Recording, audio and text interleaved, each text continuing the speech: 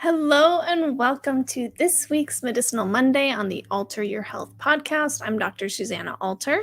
And I'm Dr. Ben. And we're both naturopathic doctors who empower individuals to heal themselves through whole food plant-based nutrition and mind-body medicine. So today on the podcast, we're talking about the thyroid as we're making our journey from head to toe, altering your health from head to toe. That's the name of this series. And we have arrived at kind of a major gland in the body, or at least one that provides opportunity for healing for so many people. So many people have, thyroid issues. Of course, the most common form of thyroid disease is hypothyroidism, primarily due to a quote unquote autoimmune thyroiditis or inflammation of the thyroid gland that leads to suboptimal thyroid function. So we're going to be talking about all that kind of stuff, what the thyroid gland is doing for us and how to really allow it the space and resources and freedom to balance itself, because oftentimes when we're getting into the weeds of endocrinology and hormones and the complex processes that are involved, the best thing that we can do is learn how to get out of the way and allow our body to do what it is programmed to do, and that is to balance and heal itself. Yes. Yeah. So the thyroid is a huge topic. And in this episode, we're going to try to really boil down the most important things to understand about the thyroid so that it makes sense when we get to the end of the podcast episode, how we can support our body in creating that balance for our thyroid gland. Totally. And I think it all starts with understanding kind of the nature of, I guess, what the thyroid gland does, which is, of course, secrete thyroid hormone that goes to every one of your cells in your body to modify and tell your cells how to act with regard to metabolism. So the thyroid hormones, levels of thyroid hormones circulating in the body, really are responsible for dictating and maintaining your quote unquote basal metabolic rate. But we talk a lot about metabolism in the podcast and at Alter Health, and of course, I think a lot of people jump to weight release and weight loss and kind of that whole realm of metabolic health, which is really important. But a lot of people forget to consider the fact that metabolism is essential for every process happening inside of your body. Really, when we're talking about just supporting the body and healing, it all comes down to a healthy metabolism, which is fundamentally the body's ability to create energy at the cellular level. And everything is required. Energy is, of course, required for everything. So we want to provide the body enough energy and resources to do what it needs to do. Yes. So let's just take you through the journey of, how the thyroid does produce that thyroid hormone. And it all starts with the release of thyroid stimulating hormone from the hypothalamus. And TSH, or thyroid stimulating hormone, then goes and knocks on the door of the thyroid and says, hey, the body needs some thyroid hormone. And so that stimulates the production of thyroid hormones, and it also stimulates the release of thyroid hormones into the bloodstream. That's why, in hypothyroidism, we see a high TSH because the hypothalamus is saying, hey, what's the deal here? Yeah. There's a serious shortage of thyroid hormone in the blood. We need to send out more TSH, more of a signal to the thyroid to produce more and secrete more thyroid hormone. Right. So that's an example of a negative feedback loop, it's called. So elevated thyroid hormone circulating in the body goes back and sends the message to the brain, to the hypothalamus in the brain, that says, okay, we've got enough thyroid hormone. So that down regulates the production of TSH, or thyroid stimulating hormone. So of course, the contrary, hyperthyroidism, is when we've got a lot of circulating thyroid hormone. So that would lead to low levels of TSH, really low levels of TSH, because the body's like, hey, all right, stop telling the thyroid to make more thyroid hormone. We've got enough. And of course, sometimes, despite these, messaging systems and feedback loops, we are either underactive or overactive in thyroid hormone production, either hypothyroidism, underactive production, or hyperthyroidism, overactivity of thyroid hormone secretion. Right. Yeah. And this production and activation of thyroid hormone depends on some good nutrient status. Totally. The first thing is that Do thyroid do you first want hormone. to talk about the different, not that it's that important practically, but T4 and T3 in the body? Yeah, Yeah. yeah, certainly. So T4 and T3 are the two thyroid hormones that we hear about all the time. T4 is thyroxine, and T3 is triiodothyronine. Triiodo. Tri. Triiodothyronine. Thank you, Ben. 3 iodines. Triiodo. Yeah. Three, yeah. So T3 has 3 iodines, and T4 has 4 iodines. And you need iodine in order to in order to produce thyroid hormone. Without iodine, we can actually develop a goiter where there's a swelling of the thyroid gland because it's essentially kind of like incomplete synthesis of the thyroid hormone. So there's this buildup of inflammation and swelling in tissue. So T4 is the type of thyroid hormone secreted from the thyroid gland. However, it's less active, in terms of maintaining the metabolic activity in the cells than T3. So T3 is the most bioavailable or kind of active thyroid hormone. So that there is some nuance with regard to all this reverse T3 and T4 to T3 ratios, and but really all of that is micromanaging and superfluous information that's not, again, very practical. Because when we just give the body what it needs, give the body the resources that it needs, then the body knows how to balance and manage itself. Hmm. Yes, but a really important step in the activation of thyroid hormone from T4 to T3 is due to the function of an enzyme called deiodinase enzymes. Deiodinase. Thank you, Ben. Taking off the iodine because again, we're going from T4 4 iodines to T3 3 iodines. So deiodinase enzyme. And those enzymes require selenium as a cofactor. So one could say, if we, are doing the thyroid hormone workup and we've got or high TSH and high T4 relative to T3, and we have low, quote unquote, low thyroid function, that kind of hypothyroidism state, then it's like, okay, we need more T3. We've got enough T4. We need more T3.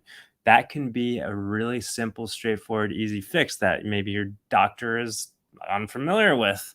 And that's simply by giving the body enough selenium, right? That cofactor, that essential cofactor in that deiodinase enzyme activity. And of course, selenium is one of those nutrients where for a lot of reasons, a lot of people might not get enough of it, or their body requirements are elevated. So they're in that kind of suboptimal state. And one of the places where that can show up is that deiodinase activity and maybe subclinical hypothyroidism from that nutritional deficiency. Right.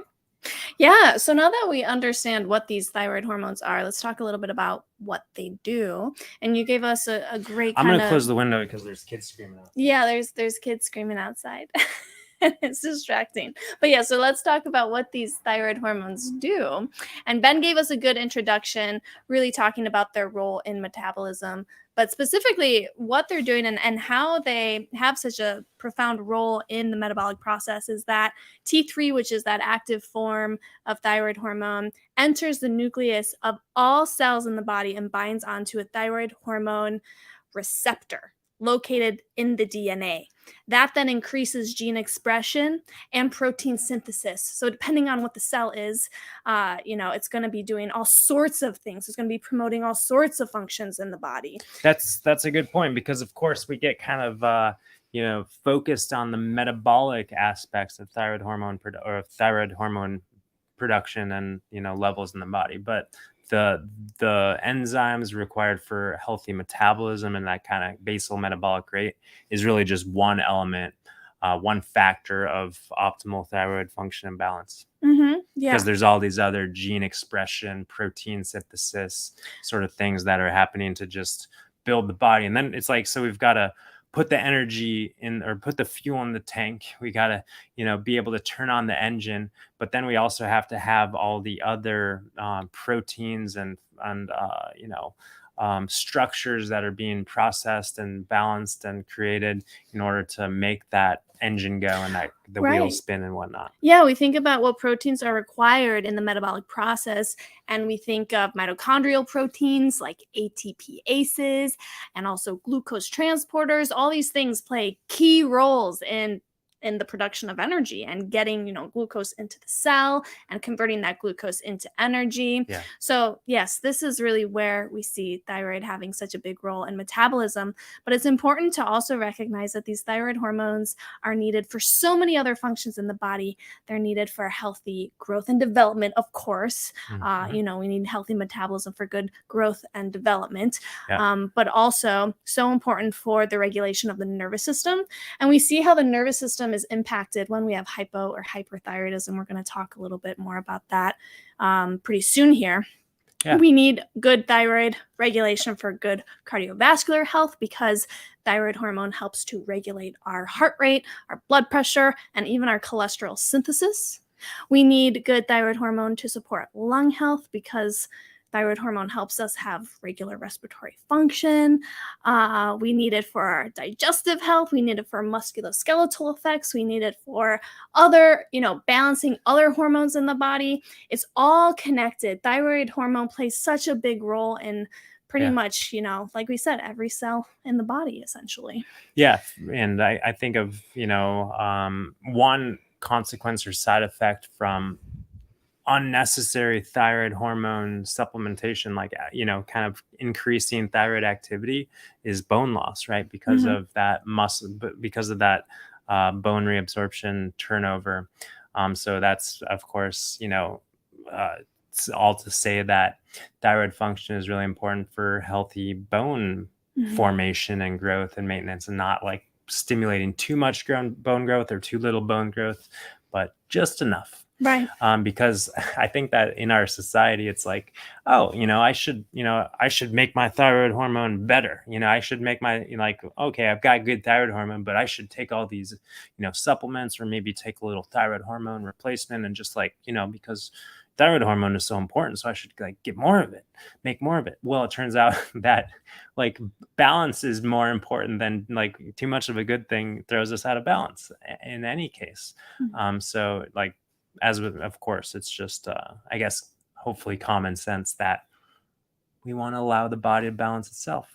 Yeah. So on that note, let's talk about hyper versus hypothyroidism. I've always found it so interesting that the symptoms of hyper and hypothyroidism are very similar. Because some overlap, but some don't. Well, there's a lot that are similar. There's kind of the classic kind of textbook example of hypo and hyperthyroidism, but in my experience of observing people who have hyper or hypothyroidism, it's very much similar. You're right. There's some important distinctions, but some common overlapping symptoms are just generalized fatigue, oftentimes stubborn weight gain. A lot of people think of hypothyroidism as being a cause of weight gain, but hyperthyroidism can imbalance the metabolism and cause that to be a symptom as well, and throw liver out of whack and whatnot. Yeah, what you're saying is what we actually see in the real world, it doesn't always line up with the textbook symptoms of hyperthyroidism. The textbook is low thyroid function, increased weight gain. Higher thyroid function, maybe they're going to be wiry and skinny and anxious and emaciated. But I've personally never really seen that. Well, yeah, let's just go over them real fast. So the textbook symptoms of hyperthyroidism: heat intolerance, weight loss, anxiety, tremors, increased heart rate, palpitations, sweating, increased appetite, diarrhea, and menstrual changes. These are hyper, so all that kind of increased activity. Exactly. As opposed to hypo, which are where are they? Fatigue, weight gain, cold intolerance, hair loss, thinning of hair loss, thinning of skin, brittle nails, low appetite, constipation, muscle cramps, and also menstrual changes. That one overlaps. Decreased libido, erectile dysfunction in men. So yeah, we can see it's kind of easy to remember because hyper symptoms are increased metabolic rate, and hypo is decreased metabolic rate. But practically, it's not really that cut and dry, black and white, like at all, which is very interesting.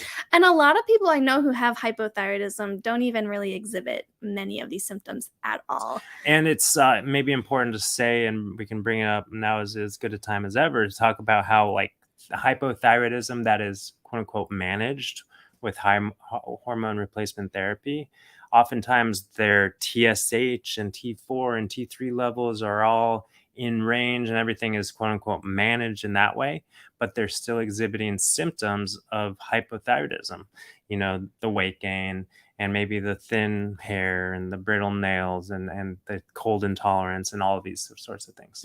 Right. Yeah, well, let's talk about some of the common causes or the known causes of hyper versus hypothyroidism.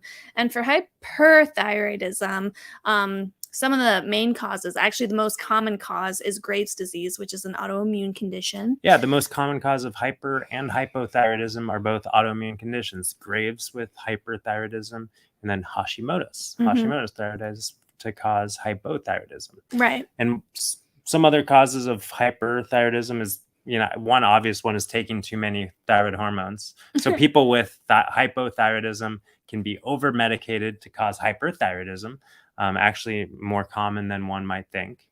Yes, but also an iodine deficiency can cause a goiter and cause hyperthyroidism. Also, just other kind of inflammatory states, like sometimes postpartum, a woman can have postpartum hyperthyroidism, and sometimes just transient states in Hashimoto's. A person might swing from hypothyroidism to hyperthyroidism. But when we look at hypothyroidism and the causes there, yes, like you said, Hashimoto's is one of the most common causes, but also simple nutrient deficiency can lead to, underfunctioning of the thyroid, specifically iodine deficiency, selenium deficiency are some big ones, but there's some other, big factors, big nutrient factors that play into thyroid health, of course. And then there's the people who have, again, like their thyroid ablated from hyperthyroidism. They've got their thyroid removed or taking radioactive iodine that kind of essentially causes the thyroid gland to die out. So that's going to cause an iatrogenic hypothyroidism. So they're going to be required to take thyroid hormone replacement. Again, pretty common for that because that is a common treatment for hyperthyroidism to just wipe out the thyroid gland and then kind of intervene pharmaceutically. So yeah, and those are the big ones. Those are the big ones. And so if we consider that the majority of thyroid conditions are caused by autoimmune conditions, sometimes people end the discussion there. Oh, it's an autoimmune condition. And unfortunately, we're 18 minutes in, and this is where we wanted to start the discussion about really healing, reversing, allowing the thyroid gland to balance naturally. Because, like you said, probably 90+% of people with hyper and hypothyroidism have a quote unquote autoimmune condition. And then it's like, okay, we just have to manage and treat the autoimmune condition, which is unknown cause. Like what of course, if you ask the conventional endocrinologist, what's the cause? I don't know. No clear understanding. But really, when you take a step back and look at kind of the more global picture of what's going on in the body, there's pretty clear evidence and correlation around, chronic infections, immune suppression, a lot of kind of environmental toxicity states. And so the functional, natural way to treat and support thyroid health is really just to support the immune system, support the body's detoxification pathways, flood the body with enough nutrients for every process to function and balance itself out, and really avoid all of those obstacles that are going to either suppress the immune system, add toxicity to the body, disrupt the microbiome and our gut health and immune status in that way. And then, of course, there's the whole huge topic of stress, just our psychological state, our state of mind, and how we can really put ourselves into immunocompromised state just by, our state of mind and how we're thinking. So all of these things are really kind of the core foundational things to focus on in order to, again, like clear the clutter and just provide all that foundational resources for the body to come into balance itself. Yeah, and you just kind of like rattled through those really fast. That's because we So talk about it all the time we do, but on I the guess I just podcast. want to like highlight some big points. Like, if we can really consider, let's say there's a person, they've been exposed to environmental toxicity their entire life. Their body's accumulating toxins in their body throughout life. Meanwhile, they're not eating a very nutrient rich diet, so they're developing nutrient deficiencies.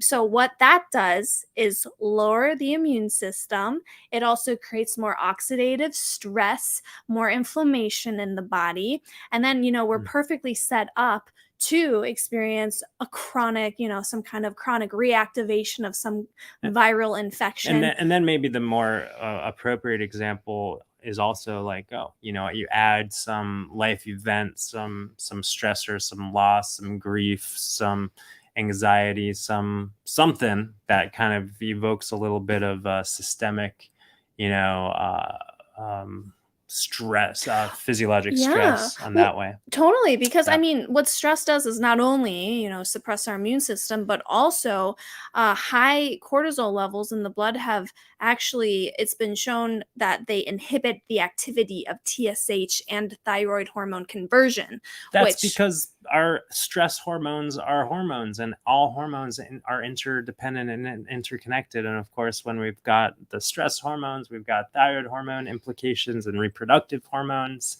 that are, also involved. So, yeah, exactly, yeah, exactly. But yeah, and this whole talk about the connection between the immune system, chronic infections, and some of these autoimmune conditions. There's more and more research coming out showing that turns out that a lot of autoimmune conditions, if you study these populations, they also show positive values of reactivated viral antibodies in their blood. And which, there's a lot of controversy around there, but that's all mhm, to say that there's systemic inflammation, there's systemic toxicity, and all of these things are causing an acute response, or not an acute but a localized response within our thyroid gland.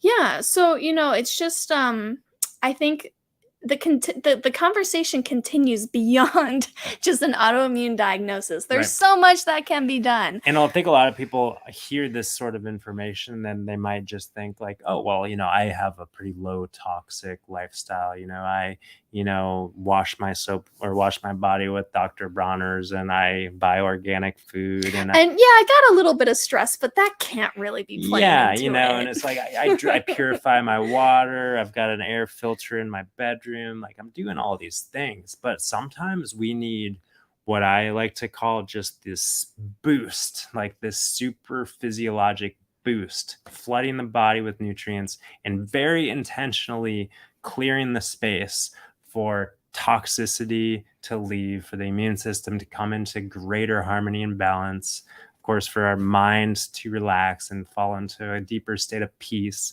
And all these things are so integral in, again, creating that foundation, creating that environment for the body to come back into balance. So I Mhm. think it's, when we're faced with these, diagnoses or symptoms, it's always an opportunity to just have that inquiry. How can I optimize? How can I, really go to the next level with regard to that nourishment and clearing out and detoxification and cleansing? And that's not to be obsessive about it, because I think a lot of people also go into that obsessive state, which of course creates a little bit more physiologic stress from our kind of state of mind and whatnot. So we've got to just have that, honest inquiry. And of course, it goes without saying, this is where, the support of holistic minded, natural health practitioners can help point out blind spots. And that's, as I'm kind of on the soapbox still, like, not to discount the need for thyroid hormone replacement, or the utility of that in the journey of, overall health. Because again, a lot of people who are on thyroid hormone replacement have been on it for a decade or 2 decades or 3 decades, they're still in a state of a little bit of systemic inflammation and a compromised immune status. And just because their thyroid hormone or thyroid gland is managed, that doesn't mean that their metabolic health is optimized. It doesn't mean that their immune system is in an enhanced state. So when we do that, when we address all these kind of, root cause level things in our lifestyle, oftentimes we are able to get off of our thyroid hormone replacement medications. But even if we're not, we're able to experience more vitality. We're able to experience more balance. But the cool thing is that, a lot of times when people are given this diagnosis again of, oh, I don't know, just autoimmune, you're going to have to take this little pill for the rest of your life. A lot of people actually, in my experience, have been able to free themselves from that. Mhm. And a lot of people, of course, look to the doctor like, oh, thank you for helping me get off my medication. But it's like a personal responsibility, individual journey, and anyone and everyone is capable of it. Right, definitely. I mean, in our Thrive on Plants program, we're not like, we don't specialize just with thyroid people, right? Everyone is welcome and top in Thrive on Plants, but many people who do enroll have a thyroid condition Yep. because it's such a common thing. And we've witnessed many people, without even like targeting with some like specific thyroid. thyroid protocol. Exactly. They simply really bring balance and remove the obstacles. That's going to be the first big one we talk about here when we go over Wait our a little second. list. I thought we're wrapping it up. Well, we are wrapping it up. Okay. But when they remove the obstacles, they focus on the foundation of health. Yes, thyroid comes back into balance. And those are some of the greatest celebratory community calls, is when someone comes on and says, hey, my doctor took me off my thyroid medication. Yeah. Turns out my TSH was getting really low, and I was in this hyperthyroidism state from my medication. And my doctor was like, oh, yeah, we can start removing this and seeing if your body keeps balance. And sure enough. But yes. So to kind of summarize our approach to healing thyroid from a root level cause, without going into the details because we don't have enough time for that. Clearly. We have 5 points here. Number 1, eliminate toxicity and immune triggers. In other words, eliminate the obstacles. That's the first biggest thing. And just like a 10-second rant, I've been hearing a lot of people complaining about chronic stuff, just like in my world recently, chronic symptoms. And they're all looking for like this medication, this supplement, this, that. But they don't see what's right in front of them, which is the biggest obstacle that's perpetuating the disease, right? So the first thing we need to do is remove that obstacle, right? Yeah, and you also have here immune triggers. Remove the immune triggers, which, goes kind of the next step of healing the gut and really kind of establishing that resilience.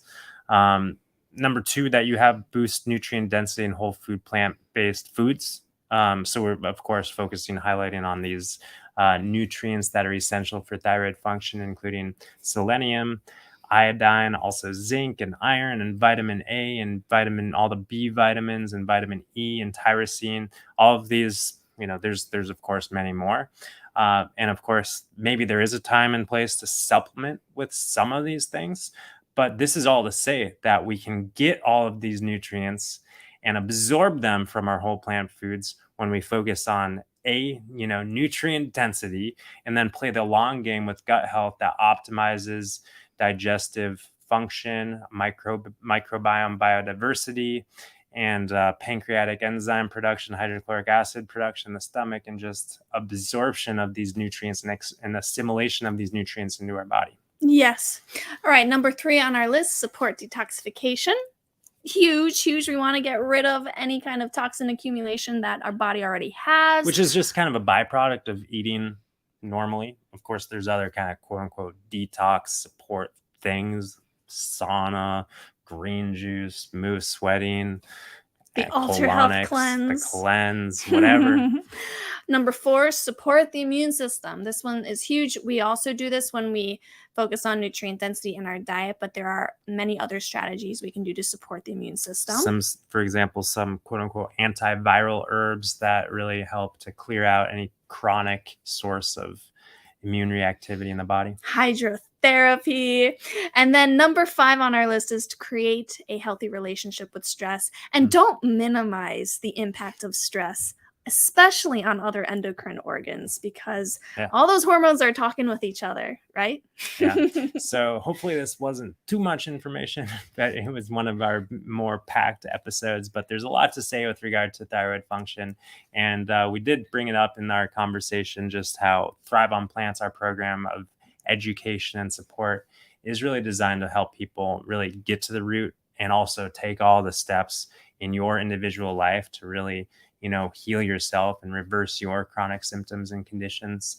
So if you'd like to learn more about that, you can head to www.alter.health to learn more.